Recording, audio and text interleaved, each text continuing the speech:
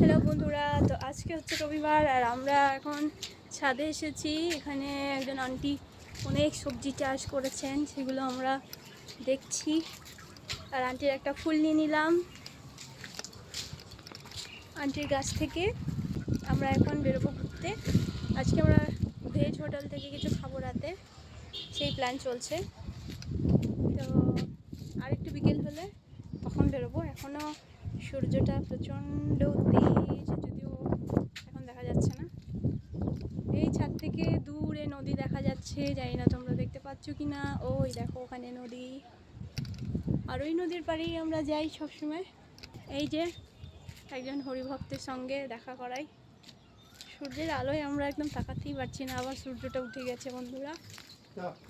তো এবার নিচে চলে যাই, এত রোদের মধ্যে থাকা যাবে না।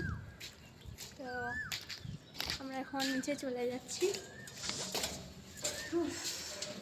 খুব রোদ বন্ধুরা।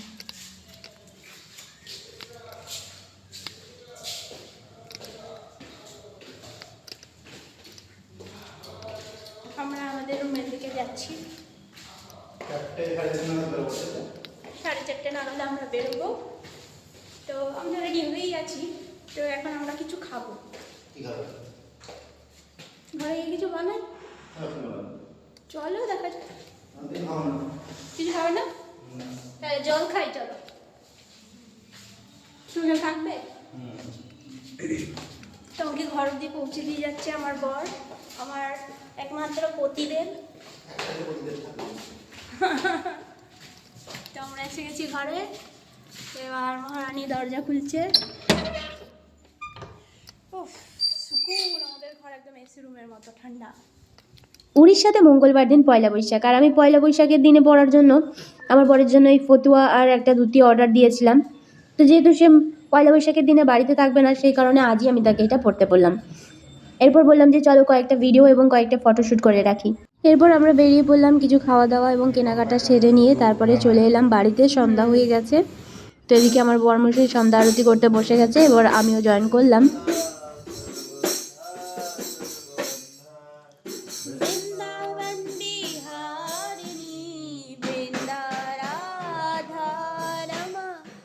शेष गोपी मंडल पूजिता, सत्या सत्या परा सत्या मामा।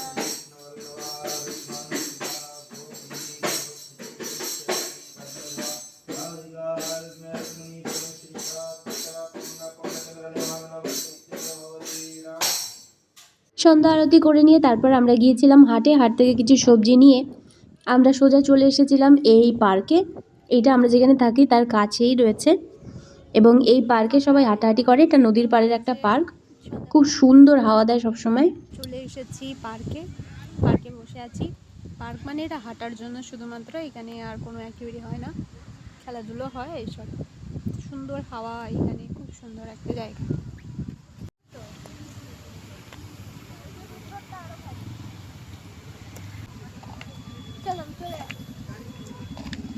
পার্স কে নেবে? পার্সটা কে নেবে? নেবে না? তুমি তো নিয়ে আসতে পারতে। চলে